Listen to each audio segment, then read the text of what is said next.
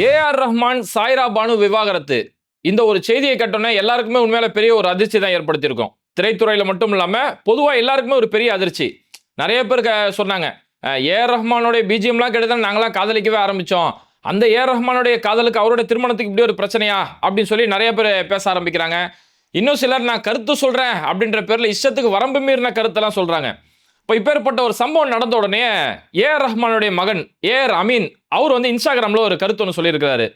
இந்த நேரத்தில் எங்களுடைய தனி உரிமையை மதிக்குமாறு அனைவரிடம் கேட்டுக்கொள்கிறோம் அப்படின்னு சொல்லி ரொம்ப கரெக்டா ஒரு மகனா இந்த நேரத்தில் அவர் என்ன செய்யணும் அப்படிங்கிறத ரொம்ப தெளிவாக சொல்லியிருக்கிறாரு.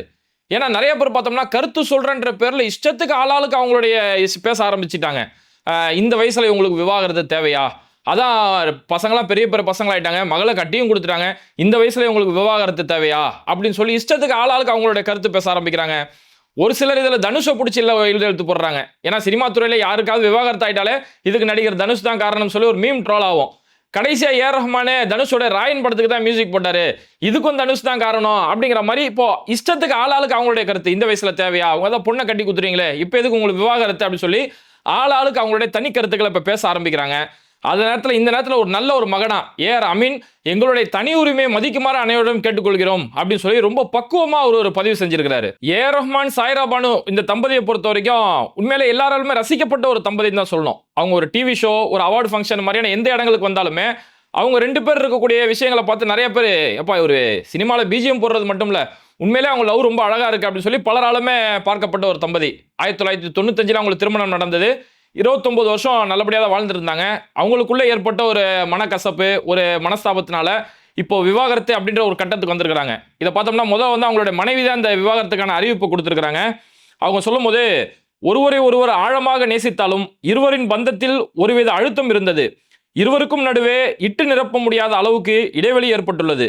இருவராலும் இந்த இடைவெளியை குறைக்க முடியவில்லை அப்படின்னு சொல்லி அவங்களுடைய மனைவி சார்பில் அவங்களுடைய வழக்கறிஞராக இருக்கக்கூடிய வந்தனா ஷா அப்படின்னு சொல்லக்கூடிய அவங்களோட வழக்கறிஞர் இந்த விஷயத்தை ஃபர்ஸ்ட் அறிவிக்கிறாங்க. அதுக்கப்புறம் ஏஆர் ரஹ்மான் அவர் இந்த விஷயத்தை பதிவிட்டு அதை உறுதி செய்கிறாரு, இது விவாகரத்தை அப்படின்னு சொல்லி உறுதி செய்யும் போது ஏஆர் ரஹ்மான் சொல்றாரு, நாங்கள் 30 ஆண்டுகளை நிறைவு செய்வோம் என்று எதிர்பார்த்தோம், ஆனால் அனைத்துமே எதிர்பாராத முடிவுகளைத்தான் கொண்டு வந்துள்ளன. கடவுளின் சிம்மாசனம் கூட உடைந்த இதயங்களினால் நடுங்கும், மேலும் உடைந்தவை மீண்டும் சேராது. இந்த இக்கட்டான சமயத்திலும் உங்கள் அன்பிற்கும் எங்கள் தனியுரிமையை மதித்ததற்கும் நன்றி அப்படின்னு சொல்லி ஏஆர் ரஹ்மான் சொல்லி இந்த மாதிரி பிரிஞ்சிட்டோம் அப்படிங்கிறத ஏஆர் ரஹ்மானுமே உறுதி செஞ்சிருக்கிறாரு. என்ன ஒன்று இப்போ இந்த இடத்துல பார்க்கும்போது சாய்ரா பானு அவங்க தான் முதல்ல தன்னோட விவாகரத்துக்கான உரிமை அறிவிச்சிருக்கிறாங்க. ஏன்னா இஸ்லாம் அந்த மாதிரியான உரிமை கொடுக்கப்பட்டிருக்குது.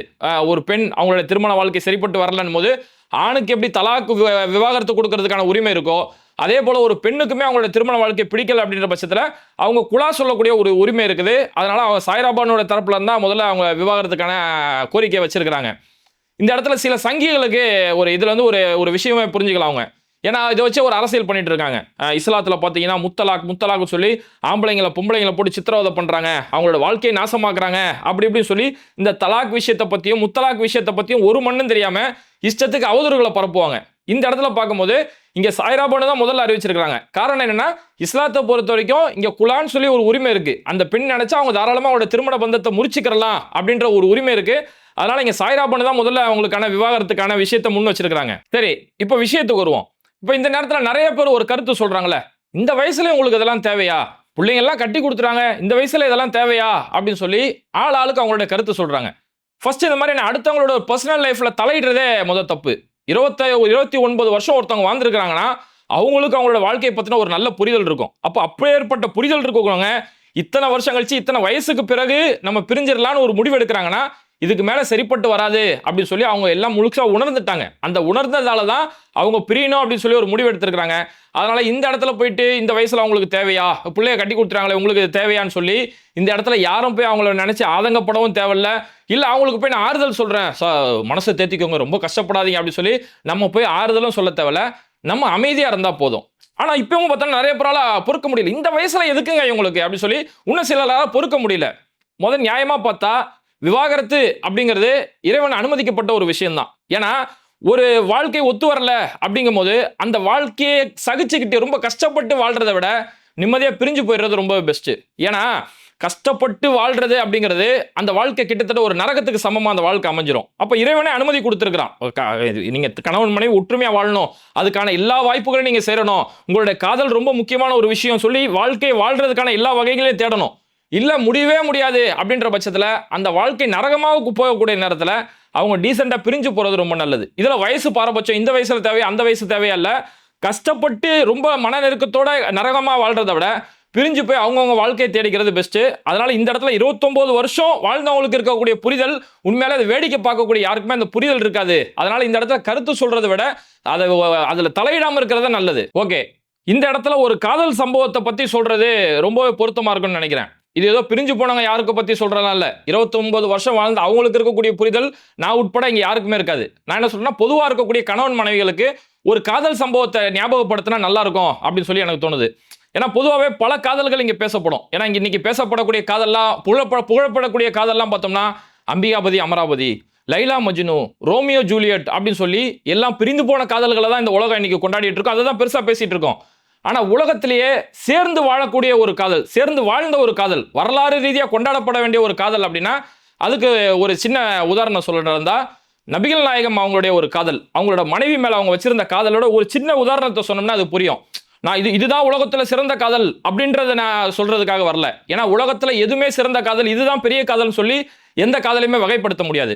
இன்னைக்கும் பாரதியார் அவருடைய மனைவி செல்லம்மா இருக்கட்டும், பெரியார் அவருடைய மனைவி நாகம்மையோடைய காதலா இருக்கட்டும், ஷாஜகான் மும்தாஜுடைய காதலா இருக்கட்டும், எல்லாருக்குமே அவங்களுடைய காதல் பெருசு தான். இப்போ என்ன கேட்டா எந்த காதல் பெருசுனா, நான் என் மனைவி மேல வச்சிருக்க காதல் தான் பெருசுன்னு நான் சொல்லுவேன். இன்னைக்கு நவம்பர் 20 எங்களுடைய திருமண நாள். இன்னைக்கு எனக்கு திருமணமாகி இன்னையோட 11 வருஷம் ஆகுது. உண்மையிலே திருமணத்துக்கு பிறகுதான் வாழ்க்கை எவ்வளவு அழகானது அப்படிங்கிறது திருமணத்துக்கு பிறகுதான் உண்மையிலே எனக்குமே புரிஞ்சது. என் மனைவி வந்ததுக்கு பிறகுதான் வாழ்க்கை எவ்வளவு அழகானது அப்படின்னு சொல்லி ரசிக்கக்கூடிய விதத்துல இருந்தது. இதனாலதான் நபிகள் நாயகம் சொல்லுவாங்க, நீங்கள் திருமணம் செய்து கொள்ளுங்கள். திருமணம் அப்படிங்கிறது உங்களுடைய மார்க்கத்தை நீங்க பாதி பரிபூர்ணப்படுத்துனதுக்கு சமம். ஒரு மனுஷனோட வாழ்க்கையில பாதியே அந்த திருமண வாழ்க்கை தான். மீதி இருக்கக்கூடிய வாழ்க்கை உங்களுடைய இறைவன் அஞ்சு நேர்மையான முறையில் நடந்துக்கோங்க அப்படி சொல்லி இந்த திருமணத்துக்கான அவ்வளவு முக்கியம் சொல்லும் போது உண்மையிலே யாரை கேட்டாலும் சரி, என்ன கேட்டா என் மனைவி மேல நான் வச்சிருக்கக்கூடிய காதல் தான் ஒசத்தின்னு சொல்லுவேன். அந்த மாதிரி ஒவ்வொரு காதலுமே உயர்ந்தது தான். எந்த காதலுமே இதுல வகைப்பாடு படுத்தலாம் தேவையில்ல. ஆனா இதுல ஒரு காதல் நபிகள் நாயகம் அவங்க மனைவி மேல வச்சிருந்த அந்த காதலை சொன்னா இந்த இடத்துல ஒரு நல்ல ஒரு உதாரணமா இருக்குன்னு சொல்லி நான் பாக்குறேன். ஏன்னா நபிகள் நாயகம் அவங்க மனைவி மேல வச்சிருந்த காதல் பார்த்தோம்னா உணர்வுக்கு மரியாதை கொடுத்த ஒரு காதல். ஏன்னா இன்னைக்கு நிறைய பேர் நம்ம என்ன பண்ணிடுறோம் அப்படின்னா, நல்லா நான் சம்பாதிக்கிறேன், ஆனா ரொம்ப பிஸியா இருக்கேன், ஒய்ஃப் கிட்ட பேச கூட நேரம் இருக்காது, பிள்ளைங்களை பாக்குறது கூட நேரம் இருக்காது. இவரு நைட்டு கடையை விட்டு வீட்டுக்கு வரதுக்குள்ள பிள்ளைங்க தூங்கி போயிடும், காலையில பிள்ளைங்க ஸ்கூலுக்கு போயிடும், அதுக்கப்புறம் தான் இவர் தூங்கி எந்திப்பாரு. அப்போ இவர் கஷ்டப்பட்டு சம்பாதிக்கிறது யாருக்கிட்ட பேசுறதுக்கு? வெறும் பிஸி. ஒரு ஒய்ஃப் ஃபோன் பண்ணா கூட சொல்லு வை இப்படி அவசரமா பண்ணி இவ்வளோ கஷ்டப்பட்டு சம்பாரிச்சு இந்த மனைவி கிட்ட கூட பேச நேரம் இல்லை, அவன் பிள்ளைங்கள்ட்ட கூட பேச நேரம் இல்லைன்னா அவ்வளோ கஷ்டப்பட்டு அந்த காசு என்னத்துக்கு பிரயோஜனம்? அப்போ இல்லை நான் ஒய்ஃபுக்காக தான் கஷ்டப்பட்டு சம்பாதிக்கிறேன். அப்போ ஒய்ஃப் கிட்ட பேசுறதுக்கே உனக்கு நேரம் இல்லை, அப்போ நீ கஷ்டப்பட்டு லட்சமா கோடியா சம்பாதிச்சு என்ன பிரயோஜனம்? அப்போ அந்த மனைவியோட உரிமைக்கு உணர்வு, அந்த அவங்களோட உணர்வுக்கு உரிமை கொடுக்கறதுல அதுதான் ரொம்ப முக்கியம். ஏன்னா நபிகள் நாயகம் அவங்க பெரிய பணக்காரராவோ பெரிய செல்வந்தராவோ அப்படிலாம் வாழல. சாமானிய வாழ்க்கையில தான் அவங்க மனைவிக்கு அவங்களுடைய சந்தோஷத்தை கொடுத்தாங்க. ஆயிஷா ரலியல்லாஹு அன்ஹு நபிகள் நாயகம் அவங்களுடைய மனைவி சொல்லுவாங்க, உங்களுடைய கணவர் நபிகள் நாயகம் வீட்டுக்குள்ள வரும்போது அவங்க என்ன செய்வாங்க அப்படின்னு கேட்கும்போது, இப்போ இதே கேள்வி நம்மளை கேட்போமே, நீங்க வீட்டுக்குள்ள வந்தோன்னா உங்க ஹஸ்பண்ட் என்ன செய்வாங்க சொல்லி நம்மளோட ஒய்ஃபை கேட்டா அவங்க ஒன்னு சொல்லுவாங்க, என் ஹஸ்பண்ட் வந்தோடனே போனை நோண்டுவாரு, உள்ள வந்தோடனே டிவி பார்ப்பாரு, உள்ள வந்தோடனே கைலியை மாத்துவாரு, இப்படின்னு சொல்லி தான் நம்ம ஆளாளுக்கு ஒரு கதை சொல்லுவாங்க. ஆயிஷா ரலியல்லாஹு அன்ஹு நபிகள் நாயகத்தோட மனைவி, உங்க கணவர் வீட்டில் வந்தோடனே என்ன செய்வார் அப்படின்னு கேட்டேன்னா, அவர் வீட்டில் வந்தோடனே முதல் பல் துலக்குவாரு அப்படின்னு சொல்றாங்க. ஏன்னா ஒரு ஆண் வெளியில போயிட்டு வராரு, வெளியில போயிட்டு வரும்போது ஏதாவது வெங்காயம் மாதிரியான ஏதாவது சாப்பிட்டாலும் வாயிலிருந்து வாடை வரலாம், இல்ல எதுவுமே சாப்பிடாம பசியோட இருந்தாலும் வாயிலிருந்து வாடை வரலாம், இல்ல அதிகமா பேசுறாரு, சொற்பொழிவு நிகழ்த்துறாரு, அதிகமா பேசும்போதும் வாய் காஞ்சி போய் வாயிலிருந்து ஸ்மெல் வரலாம். அப்போ இந்த வாயிலிருந்து வரக்கூடிய ஸ்மெல்லால கூட என் மனைவிக்கு ஒரு மன வருத்தம் ஏற்பட்டக்கூடாது, அவன் முகம் சுருங்கிடக்கூடாது அப்படிங்கிறதுக்காக நபிகள் நாயகம் வீட்டுக்குள்ள வந்து அவங்க செய்யறது என்னன்னா, என் கணவர் வீட்டுக்குள்ள வந்து பல் துலக்குவாங்க. அப்போ அந்த மனைவியோட நெருங்கி பேச வேண்டியிருக்கும், மனைவியோட பல விஷயங்களை பரிமாற வேண்டியிருக்கும். அப்போ அந்த மனைவிக்கு அந்த ஒரு சின்ன ஒரு உணர்வு ரீதியா கூட அவ காயப்பற்றக்கூடாது அப்படிங்கிறதுக்காக வீட்டில் நுழைஞ்சுன்னு பல் துலக்குவாங்க அப்படின்னு செய்யும். இன்னைக்கும் ஒவ்வொரு கணவர்களும் செய்ய வேண்டிய முக்கியமான ஒரு விஷயம் இது. இதெல்லாம் சாதாரண விஷயம் அப்படின்னு கடந்து போறது இல்ல. ஒய்ஃப் ஃபோன் பண்ணாங்க, அவசரம் வை நான் உனக்காக நான் சம்பாதிக்கிறேன் அப்படி இல்லை, அந்த உணர்வுக்கு மரியாதை கொடுக்கறதுல அதுதான் ரொம்ப முக்கியம். நபிகள் நாயகம் அவங்க எப்பவுமே மனைவியோட டைம் ஸ்பெண்ட் பண்ணுவாங்க. நம்ம மனைவியோட ஓட்டப்பந்தயம், அவங்க வீட்டுல இருந்து பள்ளிவாசல் வரைக்கும் ஓட்டப்பந்தயம் நடத்துவாங்க. ஓட்டப்பந்தயத்தில் நீ ஜெயிச்சியா நான் ஜெயிச்சியான்னு சொல்லி அந்த ஓட்டப்பந்தயம், அதுல இருக்க அந்த காதல். மனைவியோட கறி பீஸ், பெரிய கறி பீஸ் எடுத்துட்டு நீ பெரிய பீஸ் கடிக்கிற, நான் பெரிய பீஸ் கடிக்கிறேனா அப்படின்னு சொல்லி அவங்களுக்குள்ள ஒரு போட்டி, அந்த போட்டிக்குள்ள ஒரு காதல். இதுதான் வாழ்க்கை. உலகத்திலே பிஸியஸ்ட் மேன் அப்படின்னா அது நபிகள் நாயகத்தை தவிர வேற யாரும் இல்லை. ஏன்னா இன்னைக்கும் நம்ம பார்த்தோம்னா உலகத்தில் இருக்கக்கூடிய 3 ஒருவரை நிறுத்தினா அதுல ஒருத்தர் இஸ்லாமியரா இருக்கிறாரு. அப்ப அந்த அளவுக்கு இந்த தத்துவம் இன்னைக்கு உலகம் முழுக்க வளர்ந்து போயிருக்குன்னா நபிகள் நாயகம் வெறும் 23 வருஷத்துல தான் இந்த விஷயத்த சொல்றாங்க. அந்த 23 வருஷத்துல கூட முதல் 13 வருஷம் அடி வாங்குறதுலே கழிஞ்சு போச்சு. அப்ப மீதி இருக்கக்கூடிய வெறும் 10 வருஷத்துல தான் இவ்வளவு பெரிய தத்துவத்தை சொல்லியிருக்காங்க. அப்ப இவ்வளவு பெரிய தத்துவத்தை சொல்லியிருக்காங்கன்னா எவ்வளவு பிஸியா இருக்கும், பல பேரை மீட் பண்ண வேண்டியிருக்கும், பல விஷயங்களை பார்க்க வேண்டியிருக்கும், பல சொற்பொழிவுகள் நடத்த வேண்டியிருக்கும். இவ்வளோ பிஸிக்கு மத்தியில் அவங்க மனைவியோட நேரம் கொடுத்துருக்காங்க, மனைவியோட விளையாடுறது, மனைவியோட காதல் செய்யறதுன்னு சொல்லி இந்த அளவுக்கு இருக்காங்கன்னா அதுதான் அந்த மனைவியோட உணர்வுக்கு உரிமை கொடுக்கறது இருக்குல்ல, அதுதான் இருக்கையிலே மிகப்பெரிய ஒரு விஷயம். இன்னைக்குமே நம்ம பார்ப்போமே, ஒரு பெண்ணுக்கு இயற்கையாக ஏற்படக்கூடிய மாதவிடாய் விஷயத்தை கூட இது ஒரு தீட்டு, பெண்ணை வந்து ஒதுக்கி வைக்கணும், வீட்டுக்கு தூரம் இப்படி சொல்லி கொடுக்கக்கூடிய நடைமுறை இன்னைக்கு நவீன காலத்திலே நம்ம பார்க்கும்போது நபிகள் நாயகம் அவங்களோட மனைவி அவங்களுக்கு மாதவிடாய் ஏற்படும் போது இந்த மாதிரி ஒதுக்கி வைக்கிறதெல்லாம் இல்லை. ஏன்னா ஒதுக்கி வச்சா அவங்க உணர்வு ரீதியாக பாதிக்கப்படுவாங்க. அந்த மனைவியோட மடியில தலை வச்சு குரானுடைய வசனத்தை ஓதுவாங்க. குரான் இஸ்லாத்துல மிகப்பெரிய புனிதமான விஷயமா பார்க்கப்படுறது. அந்த குரானுடைய வசனத்தை மாதவிடையோட இருக்கக்கூடிய தன்னோட மனைவியோட மடியில படுத்து தலை வச்சு அங்க குரானுடைய வசனம் ஓதுனாங்கன்னா அந்த பெண் எங்கேயுமே ஒரு உணர்வு ரீதியாக கூட பாதிக்கப்படக்கூடாது, நம்மளை நம்பி வந்த ஒரு பெண் அப்படின்னு சொல்லி அவ்வளோ உணர்வுக்கு மரியாதை கொடுத்தாங்க. ஏன்னா நீங்க நிறைய பேர் பார்த்தோம்னா ஒரு சின்ன பிரச்சனையா உடனே கை நீட்டுறது.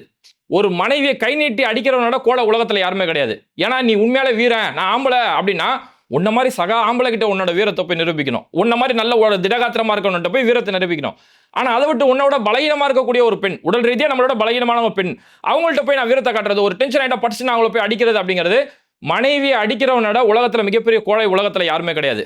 நபிகள் நாயகம் அவங்களுடைய மனைவியோட காதல் எப்படி இருந்துச்சு அப்படின்னா, நபிகள் நாயகம் அவங்களுடைய முதல் மனைவி கத்தீஜா ரலியல்லாஹு அன்ஹா அவங்க எந்த அளவுக்கு இந்த உணர்வுக்கு மரியாதை கொடுத்துருந்தாங்க அப்படின்னா, நபிகள் நாயகம் மிகப்பெரிய வறுமையில் இருந்தாங்க. அந்த வறுமையில் இவங்க பெரிய செல்வந்தர் கத்தீஜா ரலியல்லாஹு அன்ஹா, அந்த செல்வத்தை தன்னோட கணவருக்கு கொடுத்து இந்தாங்க உன்ன நீங்க இந்த செல்வத்தை செலவு செய்யுங்க, நீங்க ஏன்னா மக்களுக்கு நல்ல விஷயங்களை சொல்றீங்கன்னு சொல்லி அங்க ஏழையா இருந்த நபிகள் நாயகத்தை இவங்க அவங்களோட மனைவி செல்வந்தர் ஆக்கினாங்க.